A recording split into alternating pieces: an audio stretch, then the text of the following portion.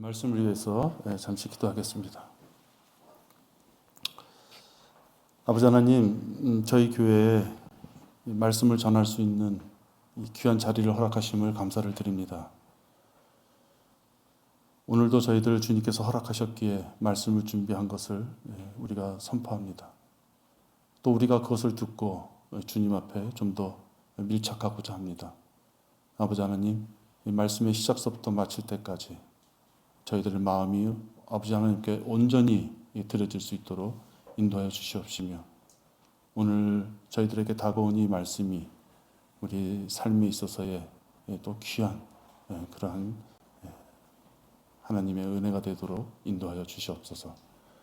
오늘 이 자리에 참석하지 못한 우리 지체들 주님 사랑하여 주셔서 그 지체들이 속히 건강한 몸으로 다 함께 서로 또 기쁜 마음으로 맞이할 수 있도록 인도하여 주시옵소서. 주 예수 그리스도 이름으로 기도했습니다. 아멘. 오늘 함께 나눌 말씀은 로마서 10장입니다. 로마서 10장 13절부터 17절까지입니다.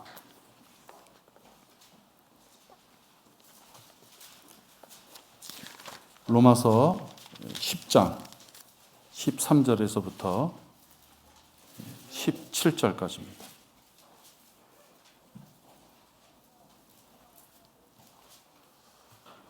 우리 함께 봉독하겠습니다. 누구든지 주의 이름을 부르는 자는 구원을 받으리라. 그런즉 그들이 믿지 아니한 이를 어찌 부르리요? 듣지도 못한 이를 어찌 믿으리요?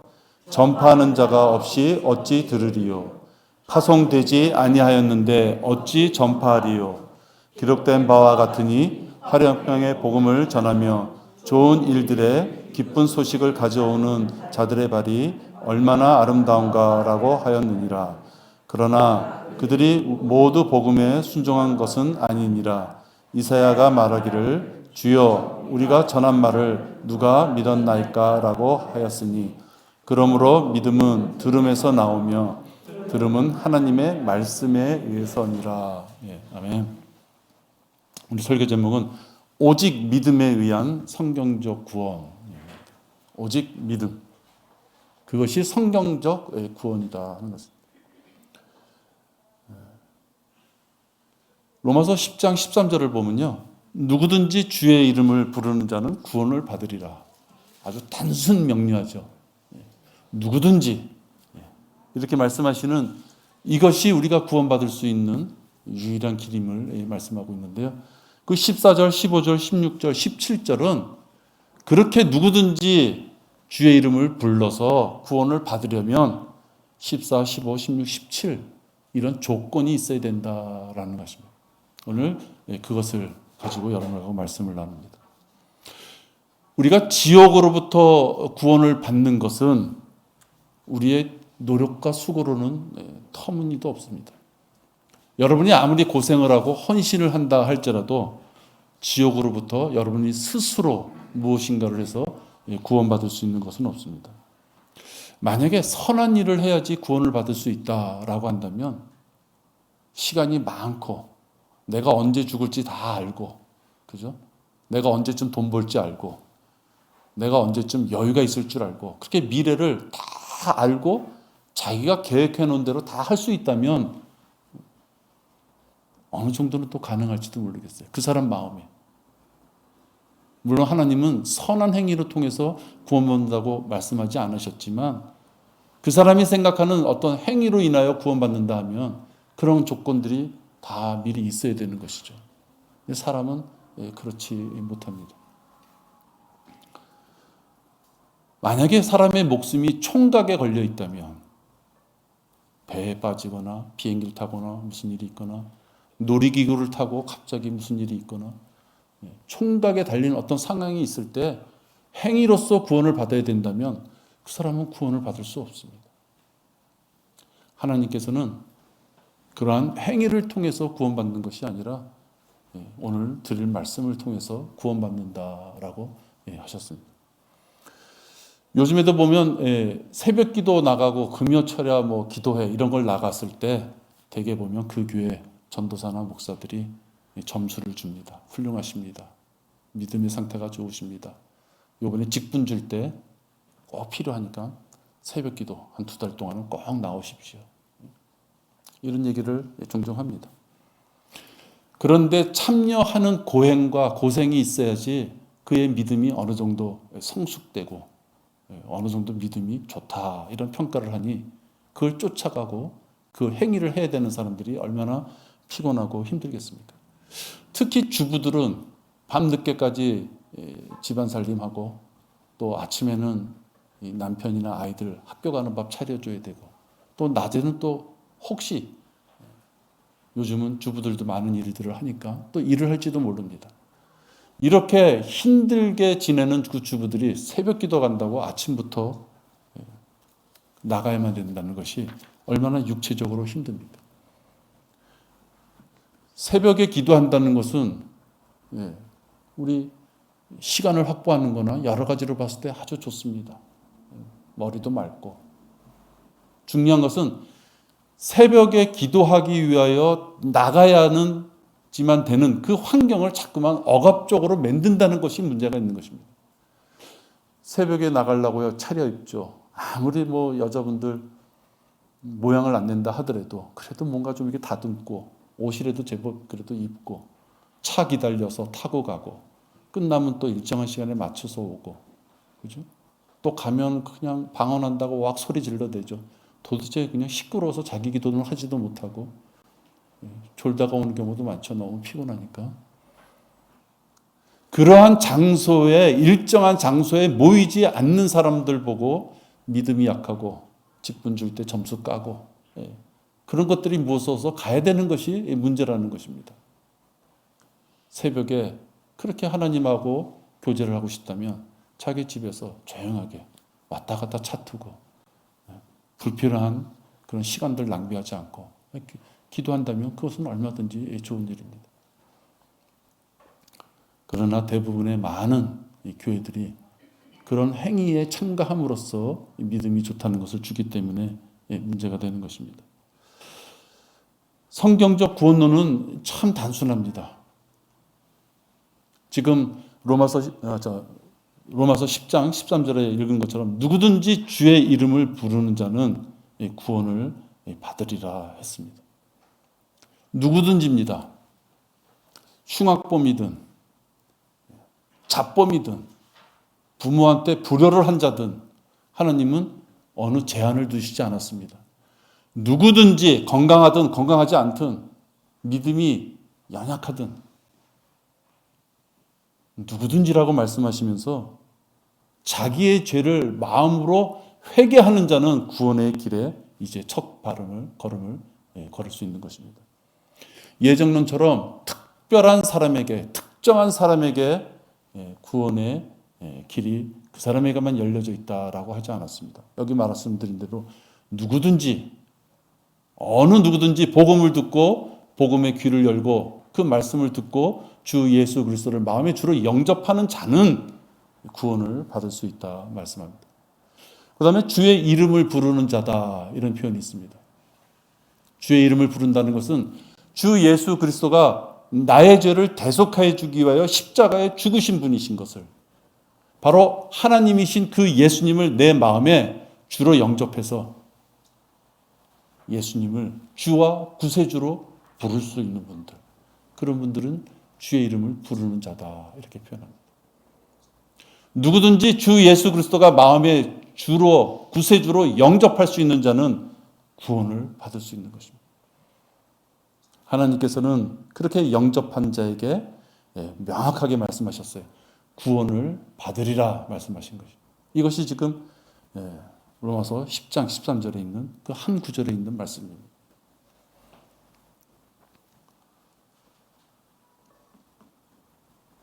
예수님의 부활이 없었다면 우리의 구원의 근거가 없는 것입니다. 예수님의 부활을 믿지 못한다면 우리들이 구원받을 수 있는 아무런 성경적 근거가 없는 것입니다. 내가 받은 것을 먼저 너희에게 전달하였나니 이는 성경대로 그리스도께서 우리의 죄들로 인하여 죽으시고 장사되셨다가 성경대로 셋째 날에 다시 살아나셨다고 말씀하셨습니다. 하나님이신 예수님께서 우리들을 위하여 대신 죽으신 것입니다. 죄와 저주가 되셔서 화목 제물이 되어서 죽으신 것입니다. 이 부활의 은혜가 없다면 우리가 구원받을 수 있는 길이 없는 것입니다. 여러분들 고린도전서 15장 14절, 고린도전서 15장 14절을 보시면 이 두터운 성경의 모든 최종적인 목적은 부활을 통한 우리의 믿음이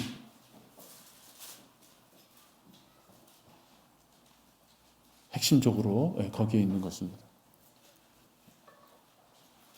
만일 그리스도께서 살아나지 못하셨다면, 부활이 없었다면 우리가 전파하는 것도 헛것이요 너희의 믿음 또한 헛것이라.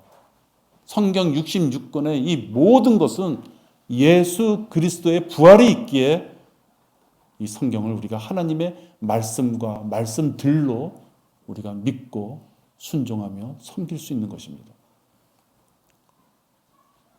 어떤 봉사나 헌신, 방언, 신비한 체험, 선한 행위, 그것이 우리의 믿음의 근간이 될 수 없습니다. 로마서 1장 17절을 여러분 보시면요. 로마서 1장 17절입니다.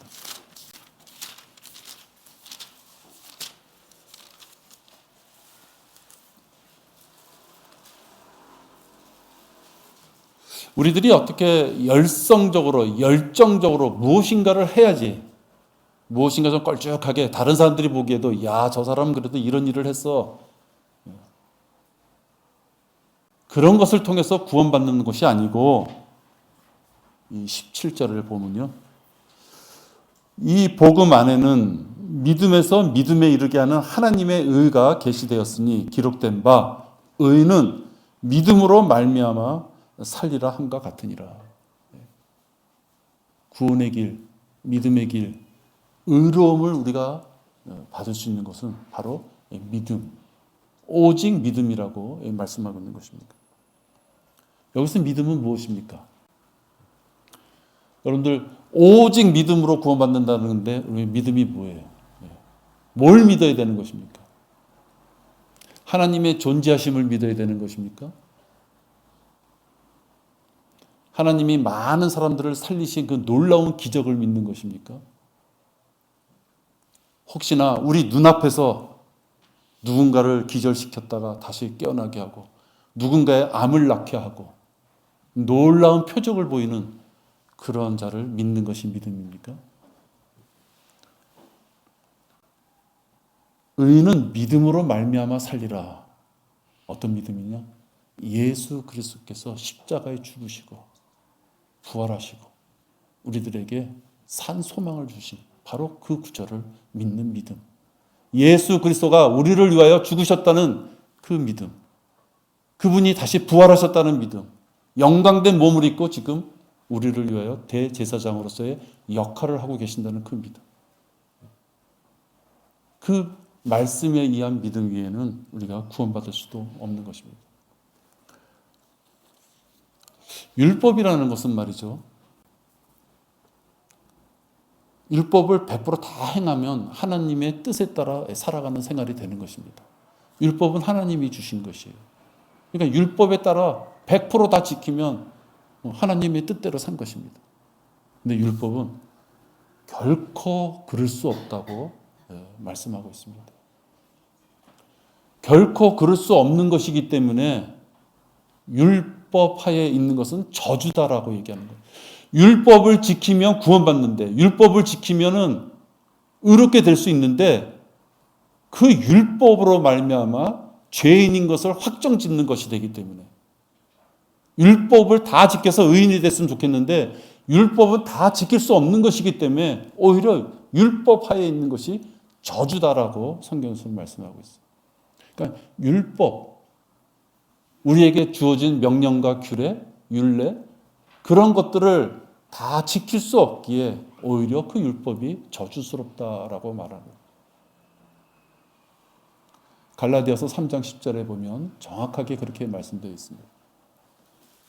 사람이 평생 계속해서 올바른 일을 한 번도 실수 없이 행할 수가 없기 때문에 그렇습니다. 갈라디아서 3장 10절입니다.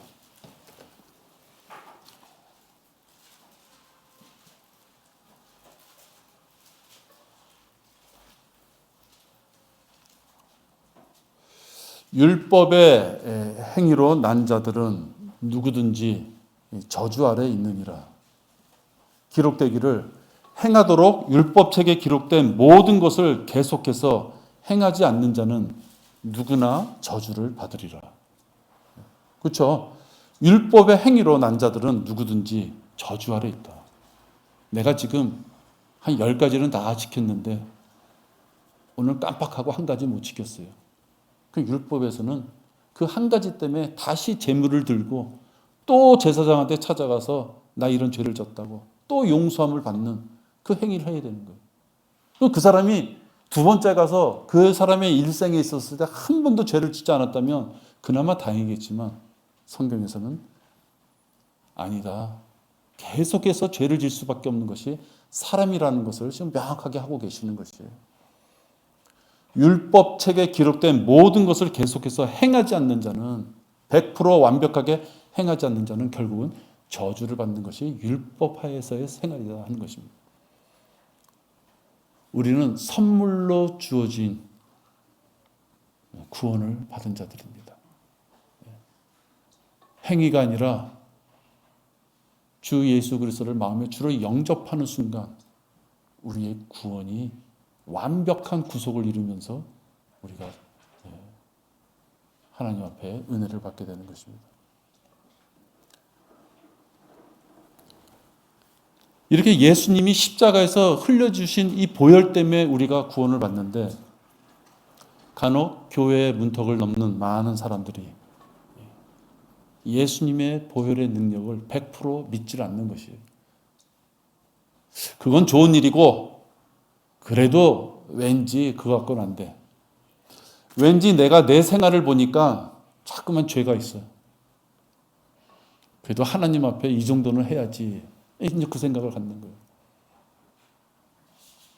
하나님이 은혜로 너희들에게 이제 선물로서 모든 걸 줬으니 이제 너희들은 나의 아들이라고 선포하셨잖아요.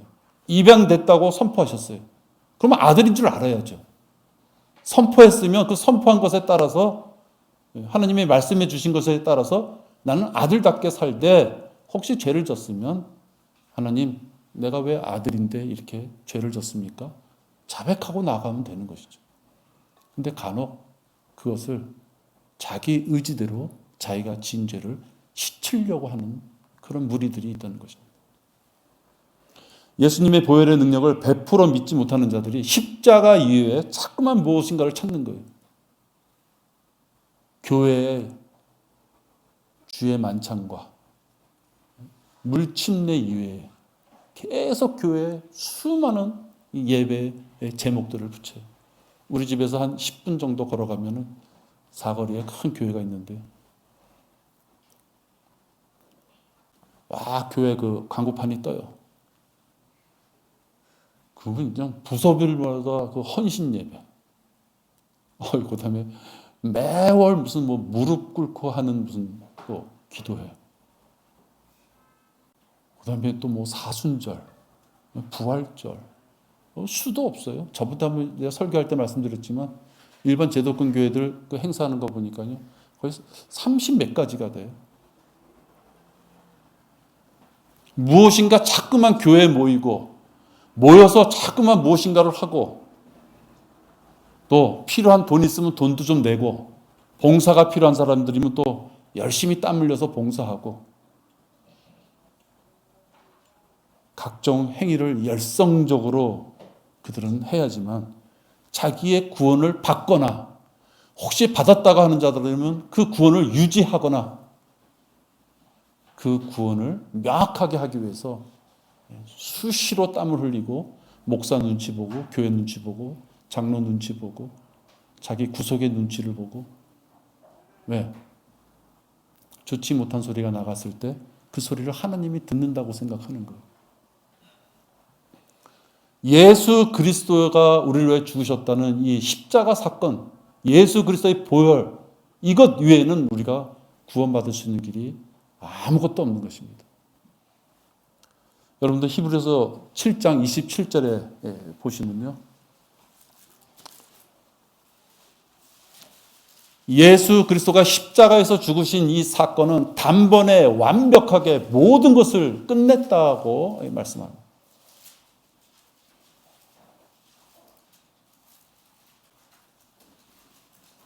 히브리서 7장 27절입니다.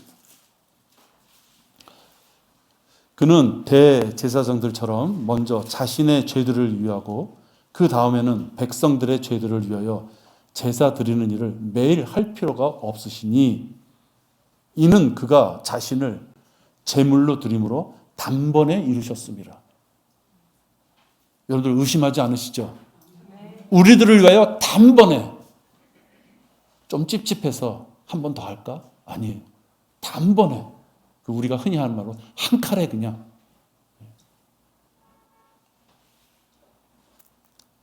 칼을 잘 쓰는 사람들 보니까 볏짚단을 모아놓고 볏짚단 자르기를 하는데, 칼을 잘 쓰는 사람은 한 번에 볏짚단을 자른답니다. 근데 칼을 잘 쓰지 못하는 사람들은 몇 번씩 쳐야 된대. 그래서 그 잘려진 면을 보면 울퉁불퉁하답니다.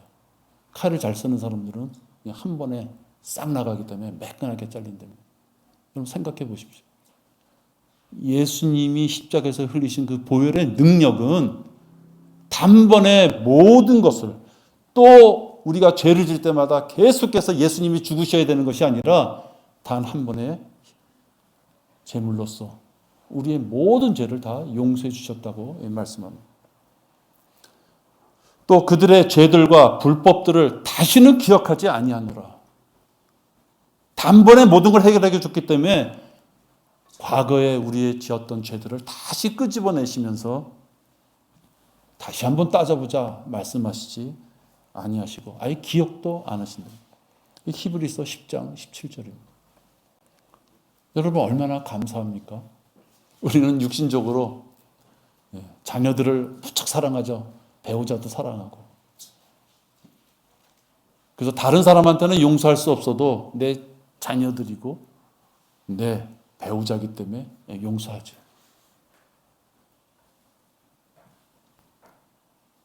근데 그 기억은 잘 안 없어지죠. 사랑하기 때문에 용서해 줬지만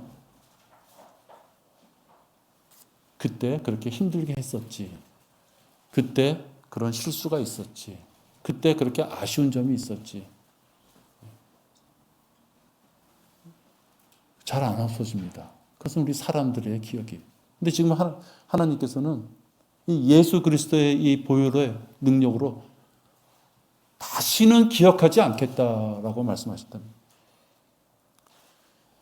18절에 보면 이제 이것들을 용서하시는 곳에는 더 이상 속죄죄가 없느니라. 구약은 피의 속죄예요. 그죠? 그래서 피를 흘려서, 동물의 피를 흘려서 죄를 용서해 줬어요. 그럼 고죄는 없는 걸로 덮어주세요. 커버에 따르잖아요. 덮어주세요. 또 죄를 지어. 요번엔 비둘기를 또 고죄 덮어줘요. 그러나 그는 죄인이었어요.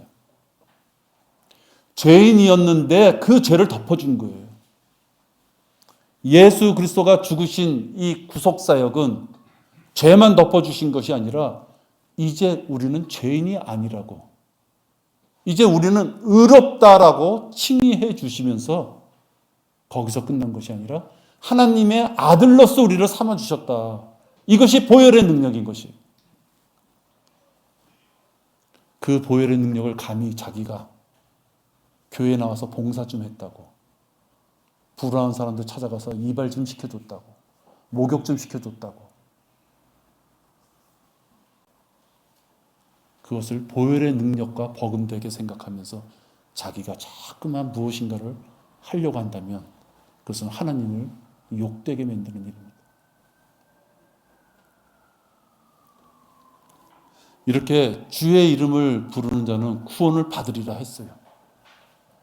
근데 이러한 놀라운 사건이 터지려면 여러분 주변에 사랑하는 자들이 이러한 놀라운 사건의 주인공이 되려면 몇 가지 영적인 환경이 필요합니다. 첫째, 하나님이 창조주이심을 알고, 또 하나 영적인 보이지 않지만 지옥이 있다는 것을 그들이 알아야만 됩니다. 자기 아버지의 아버지의 아버지가 원숭이라고 생각하는 진화론자나 눈에 보이지 않는 신이 어딨어라고 하는 무신론자들은 주의 이름을 부를 수가 없습니다. 구원을 받을 수가 없어요. 또 야, 지옥이 어딨냐, 그렇게 겁주는 얘기하지 마라, 재수없는 얘기 하지 마라.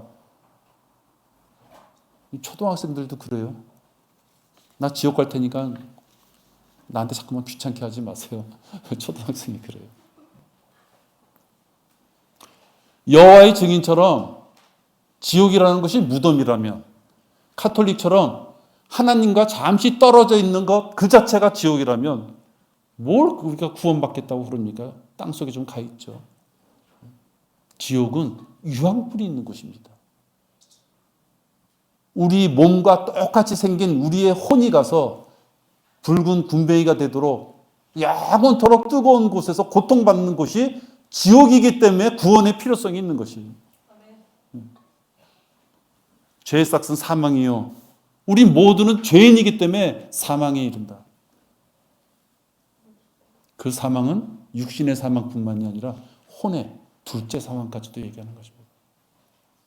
육신의 사망이 삐 하고 이제 소리가 났을 때 사망하셨습니다. 그 육신의 사망이지만 성경에는 둘째 사망이 있다 그래요.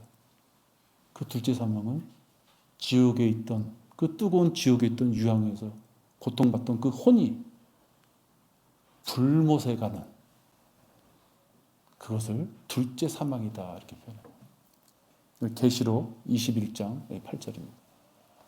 명확하게 뭐 지옥이 땅속에 있다, 뭐 요나의 표적이다, 여러 가지가 있지만 지옥은 분명히 있는 것인데 그것도 한 번 있는 곳이 아니라 지옥이라는 이름으로 있고 또 불못이라는 이름으로 하나님께서는 구체적으로 두 단계에 걸쳐서 둘째 사망에 가는 것이다 라고 말씀하고 있는 것입니다. 근데 이 둘째 사망은요, 흉악범, 살인범, 강간범, 아주 파렴치한 그런 진짜 페류나들, 그런 사람들이 가는 곳이라고 처음 말하지를 않고 있어요. 21장 8절에 보면 그러나 두려워하는 자들과 믿지 않는 자들과 가증스러운 자들과 살인자들과 음행하는 자들과 마술하는 자들과 우상 숭배하는 자들과 모든 거짓말하는 자들은 불과 유황이 타는 못에 참여하리니 이것이 둘째 사망이라. 이제 계시록 21장 넘어가면 이제 아주 좋은 말씀들이 많이 나와요. 영원한 곳에서 하나님과 예수님하고 같이 눈물도 없는 것, 고통이 없는 것, 질병이 없는 것. 근데 그 전에 거기에 가지 못하는 자들이 가야 될 곳을 21장에서 말씀하고 있는 거예요. 이 구절에서 우리가 주의 깊게 봐야 될 것은 두려워하는 자들과 믿지 않는 자들이 제일 먼저 언급되는 것이에요.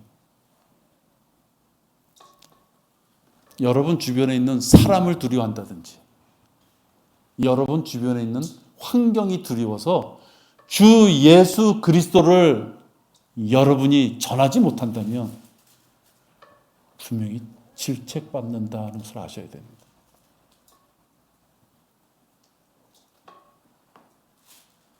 하나님의 말씀을 믿지 못하는 자, 하나님의 약속을 믿지 못하는 자, 하나님께서 우리에게 주 예수 그리스도를 보내주셔서, 우리 교회 시대에 우리들에게 보내주셔서 복음이 그의 귓가에 들렸음에도 불구하고 그 복음을 거절한 자, 그런 자들이 둘째 사망에 처하는 것입니다. 또 마지막에 보면요, 모든 거짓말하는 자들은 불과 유황이 타는 못에 참여하리라 이렇게 되어 있어요. 여러분, 우리들은 예수님을 영접하기에 이 과정까지 가지 않죠. 그죠? 예, 너무 큰 기쁨이죠. 그런데 한 가지 조심할 게 있어요. 하나님이 거짓말을 너무 싫어하신다는 거예요. 우리 보통 악의적인 거짓말이 있어요. 뻔히 못할 거면서도 하겠다는 거짓말이 있어요. 그건 보통 자기예요. 자기. 의도적으로 무엇인가를 하는 거예요. 자기라 그래요.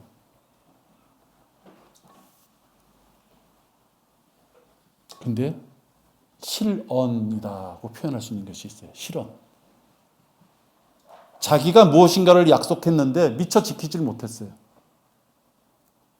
계획을 세워서 내가 이 말하는 것을 내가 지키지 않을 거라 뻔히 알면서도 하는 거는 뭐 말할 나위 없지만, 실언이라는 것은 진짜 그렇게 하려고 했는데 지키지 못한 것이에요.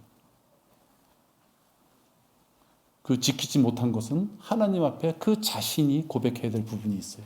우리 같은 사람들끼리는 몰라요. 그가 왜 실언을 했을까 몰라요. 그러나 하나님께 이것이 진짜 나의 의도치 않은 부분인지, 나의 거짓스러운 죄스러운 그런 마음에서부터 나온 실언인지, 그것은 하나님 앞에 우리가 생활 속에서 발생됐다면 자백하는 생활을 해야 됩니다.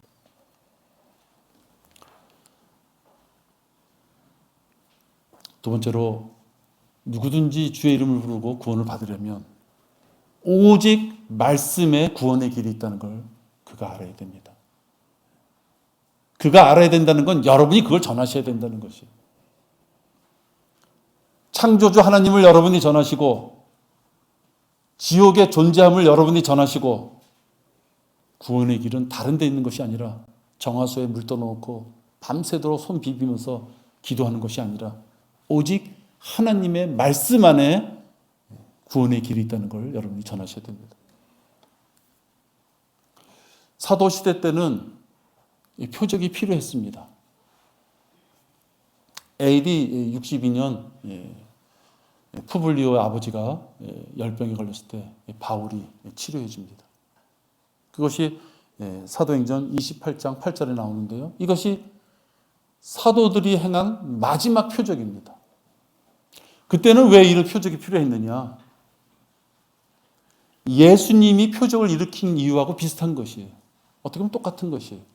예수님도 하나님의 아들로서 이 땅에 오셔서 누군가를 낳게 해주고 누군가를 살려야지만, 사람들이 행할 수 없는 것을 행해야지만 그것을 본 사람들이 이분은 하나님의 아들이시구나, 이분이 하나님이시구나, 이분의 말씀이 하나님의 말씀이구나, 그거를 그들이 유대인들에게 표적을 보여줘야지만 그 말씀을 그들이 고지고대로 받아들일 수 있었기에 예수님도 표적을 행하셨죠. 그까지 한 사람 손 펴주고 소경 눈뜨게 해주고 미친 자 구해내고, 그 한두 사람을 위해서 예수님이 이 땅에 오신 것이 아니고 그 표적을 통해서 예수님의 말씀, 왕국복음의 말씀과 새 언약의 말씀이 하나님의 말씀이고 그것이 유일한 구원의 길이라는 것을 그들이 알게끔 해주기 위해서 표적이 필요했던 것이에요. 사도들도 초대교회 때 마찬가지입니다. 사도들이 표적을 행해야지만 똑같은 사람이 아니라 이 사람이 하는 말이 하나님의 말씀이구나, 하나님의 능력과 권위가 거기에 있는 거구나 라고 그들이 받아들이기에 그들을 위하여 표적이 필요했던 것입니다. 지금은 이 표적의 시대에 우리가 살고 있지 않은 것이에요. 왜?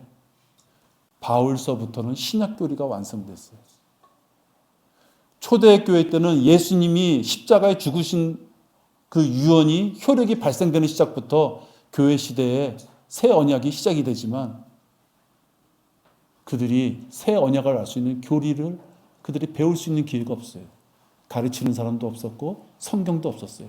그렇기 때문에 표적이 필요했어요. 그러나 바울을 통하여서 신약교리가 완성되는 순간서부터는 그런 순식간에 사라지는 표적이 아니라 성경 말씀을 통해서 알 수 있는 것이에요.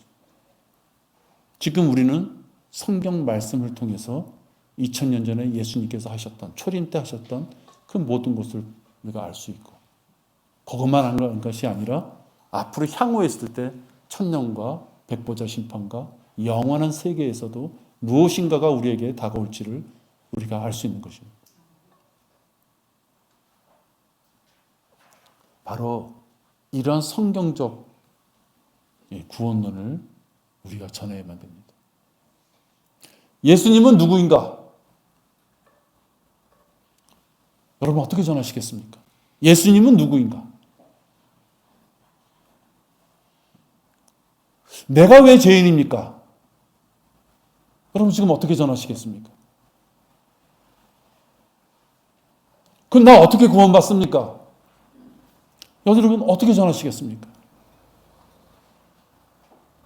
앞으로 일주일 동안 한 주일에 3일씩 나랑 한 6번 대화 나누면 다 알려줄게요. 그러시겠습니까?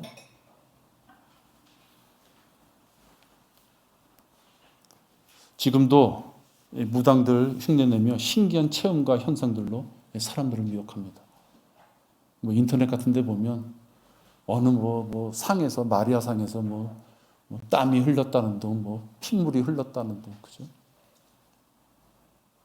저는 가보지 못해서 내가 그것이 진짜다, 거짓이다 말을 못하겠습니다만 그 사건이 진짜라 하더라도 그것은 이 시대, 마지막 시대에 마귀가 주는 마귀의 표적인 것이에요. 마귀가 부리는 이적인 것이에요. 지금 이 시대에는 하나님의 말씀으로, 하나님의 말씀 안에 있는 그 구절로 우리가 구원을 받을 수 있는 것이지 눈앞에 벌어지는 신비한 현상으로 구원받는 것이 아니라는 것입니다. 그런 신비한 현상 쫓아다니다가 가정이 파괴되는 것입니다.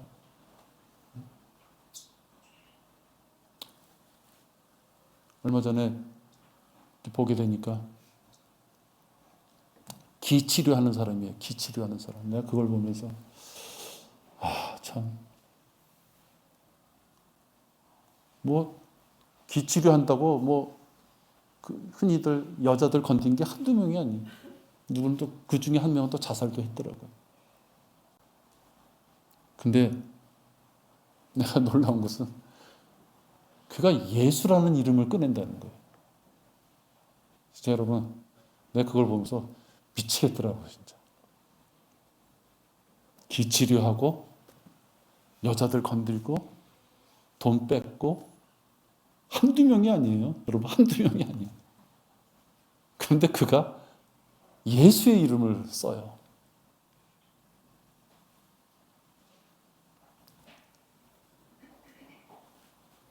그가 손을 들고 막 움직이면 사람들이 부들부들 떨고요. 진짜 그 사람 손가락 하나에 사람들이 갈대잎이 움직이는 것처럼 움직여요.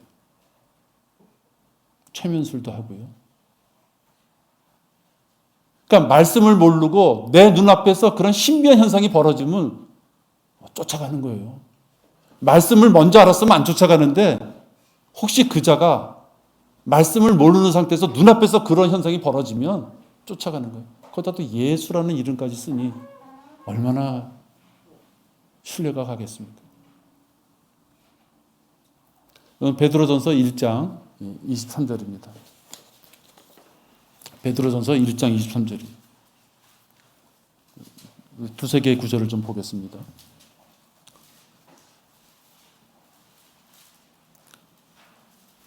너희가 거듭난 것은 썩어질 씨로 된 것이 아니라 이 세상의 것이 그것으로 된 것이 아니라 썩지 아니할 씨로 된 것이니 살아있고 영원히 거하는 하나님의 말씀으로 되었느니라. 에베소서 1장 13절입니다. 에베소서 1장 13절입니다.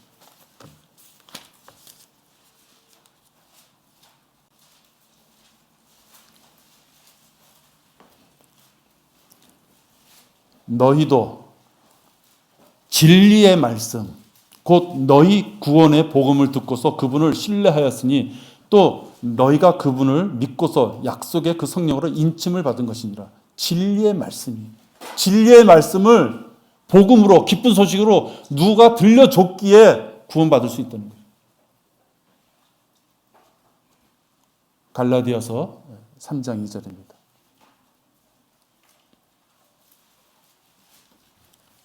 갈라디아서 3장 2절입니다. 우리는 환상이나 환청, 신유 그런 것들로 구원받지 않습니다. 성경적 구원론에 따르면 그것들은 다 가짜인 것입니다. 내가 너희에게 알고자 하는 것은 오직 이것이니 너희가 율법의 행위로 성령을 받았더냐 율법으로 행위로 받았더냐 아니다 아니면 믿음을 들음으로써냐 행위로 구원받는 것이 아니라 구원의 복음을 듣고 그것을 자기가 마음으로, 자기가 순종해서 예수님을 주로 영접하는 자가 구원받는다는 거예요. 만약에 침례라는 걸 통해서 구원을 받는다면 바울은 가는 곳마다 어디에 물구덩이가 있는지를 먼저 보면서 선교 여행을 다녔을 것 같아요. 침례를 받아야지, 물침례를 받아야지 구원받는데 사막에 가니까, 예를 든다는 거예요. 사막에 가니까 물이 없어요. 그럼 어떻게 구원을 줘요? 그죠? 물침례를 통해서 뭔가 침례, 그들은 또 침례라고도 하지 않죠. 세례를, 물 좀 몇 방울 뿌리는 거에 의해서 구원받는다고 하는 자들은 정말로 하나님 앞에 대적하는 자들인 것입니다. 그리스도께서 침례를 주게 하려고 나를 보내신 것이 아니라, 고린도전서 1장 17절입니다. 침례를 주기 위해서 보낸 것이 아니라 복음을 전하게 하려고 보내셨다 말씀합니다. 근데 사람들이 복음을 전했더니 그것을 어리석다라고 표현해요.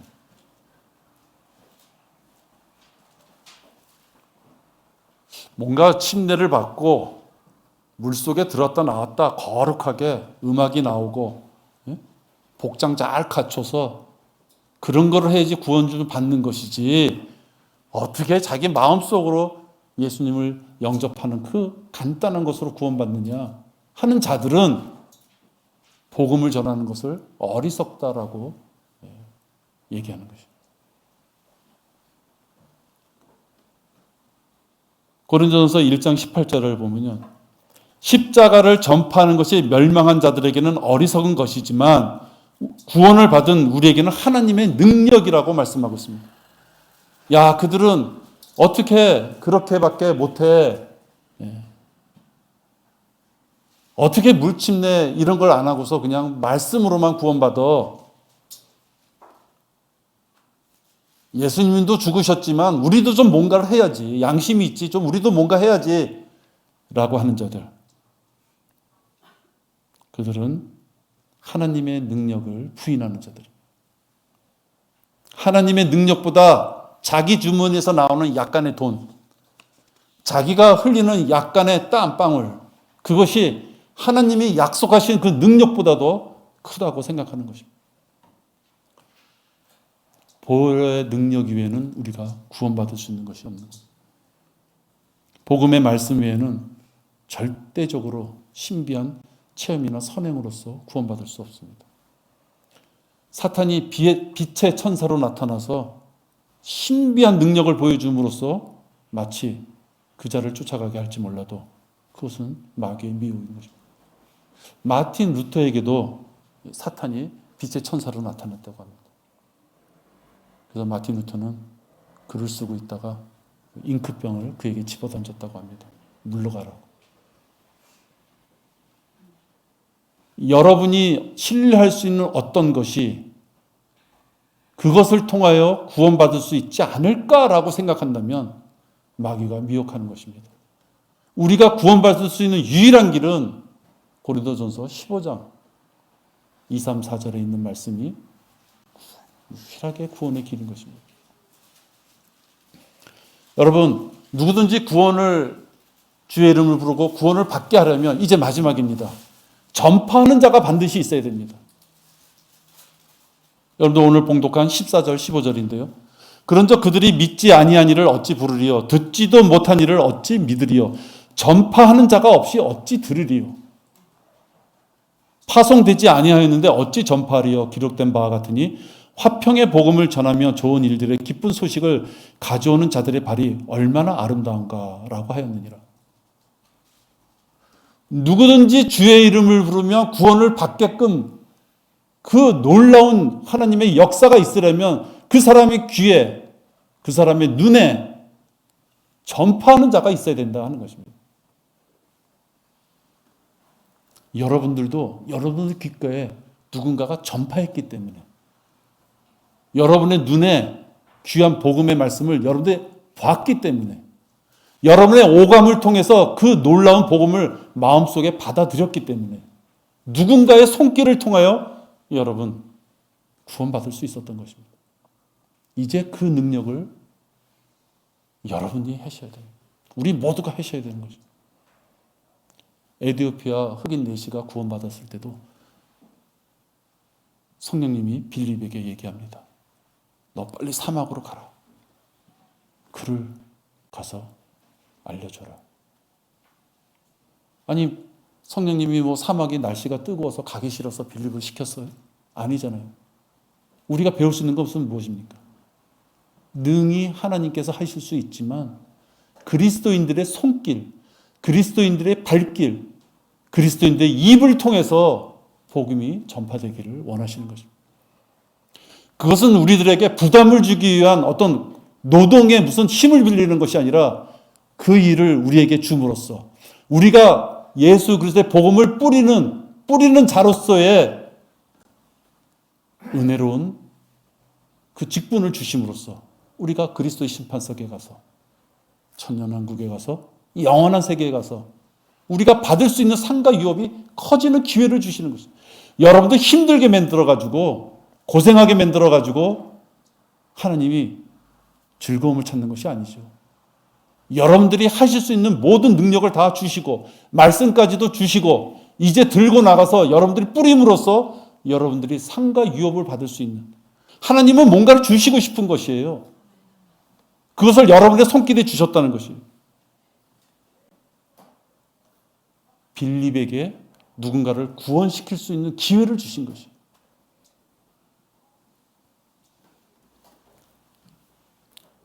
마지막 구절 우리 하나 찾아볼까요? 요한복음 12장 42절입니다. 무지하고 완고한 이 세상에 올바른 성경적 구원론을 전할 수 있는 것은요, 여러분,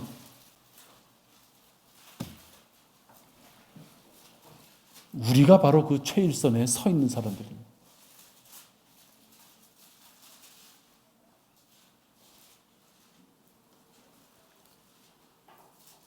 요한복음 12장 42절에 보면 그럼에도 불구하고 상급 관원 중에서도 많은 자가 주를 믿었으나 바리새인들 때문에 그들이 주를 시인하지 못하였으니. 우리는 그래도 이 과정을 지났죠. 그죠? 여러분 근데 주변에 이렇게 가서 옆에 사람 눈치 때문에 나 흔히 말해서 최선도 교회 다녀요. 그 소리는 하시죠. 그죠? 나 하나님 믿어요. 혹시 우리 중에 나 하나님 믿는 사람이에요. 그 말씀 못하는 사람이 있습니까? 저는 없으리라고 봐요. 지금 말씀하다 보니까 내가 말씀을 드린 거예요. 근데 이런 사람이 있나 봐요.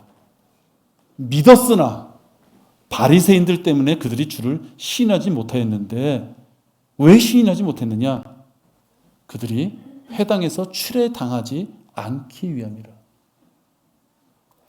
내가 이 사람한테 예수님 하나님 믿고 나 영원한 생명을 얻었어요, 나 하나님의 자녀예요, 이런 말을 하려다 보니까 손님이 끊어질 것 같고, 비즈니스 할 때 혹시 저 사람 불교면 어떡할까? 혹시 저 사람 카톨릭이면 어떡할까? 자기가 교회 된다는 신분을 숨기고 하나님의 자녀인 신분을 숨기고 한술 더 떠서 그들과 똑같은 행위를 한다면, 누구든지 주의 이름을 부르는 자는 구원을 받으리라, 이 말씀을 전할 수 있는 우리가 준비가 안 된 것이에요.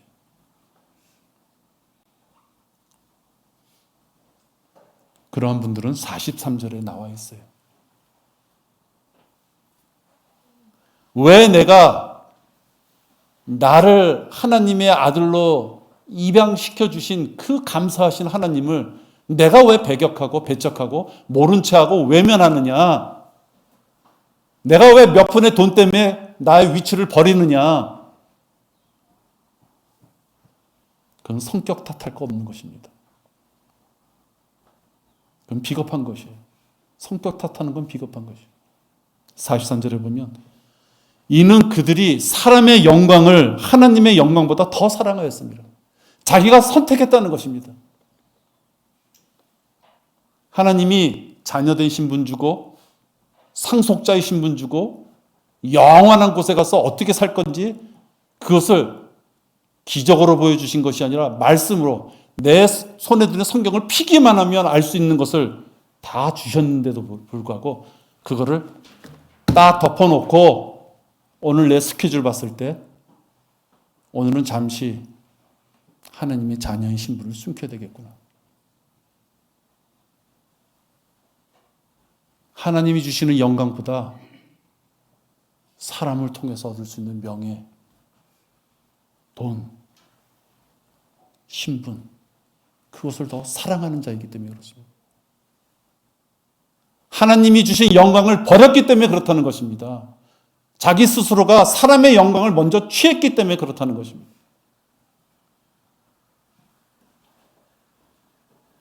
우리는 하늘의 밀이 되어야 됩니다. 하나님이 우리를 구원시켜 주셨잖아요.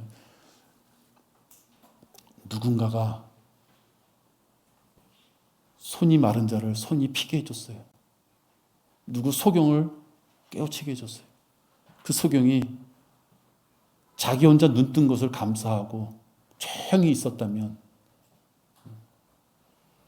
그 사람으로서 끝나죠.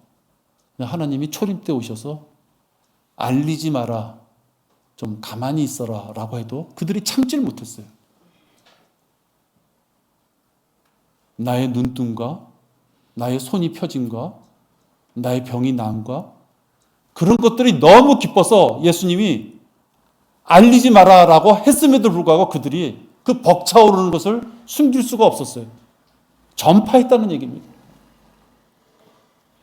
지옥에 갈 수밖에 없는 우리들을 하나님의 자녀로 삼아주셔서 여러분에게 영원토록 가질 수 있는 그 영광된 기쁨을 주셨는데도 내가 내 입을 벌려서 선포하기는커녕 마치 세상 사람하고 똑같은 모습으로 나를 위장하고 살아간다면 여러분의 입을 통해서 누구든지 주의 이름을 부르는 자는 구원을 받으리라는 이 말씀이 이행될 수 없는 것입니다. 여러분의 입을 통해서 이 13절의 말씀이 여러분 주변에 많이 많이 열매 맺을 수 있도록 우리 모두가 같이 기도해야만 됩니다. 네. 기도하겠습니다. 아버지 하나님 감사를 드립니다. 저희들은 힘은 육신적으로 미약하지만 아버지의 말씀을 우리에게 주셨기에 우리 입에 담을 수 있습니다. 다소 우리가 둔탁하고 잘못된 그런 행위로서 예수님의 빛을 가리는 그런 생활도 있지만 아버지 하나님 다듬어 주시고 깨우쳐 주셔서 언젠가는 저희들의 입술을 통하여서 예수 그리스도의 그 복음이 전해짐으로 누구든지 주의 이름을 부르는 자는 구원을 받을 수 있도록 인도하여 주시옵소서. 주 예수 그리스도 이름으로 기도했습니다. 아멘.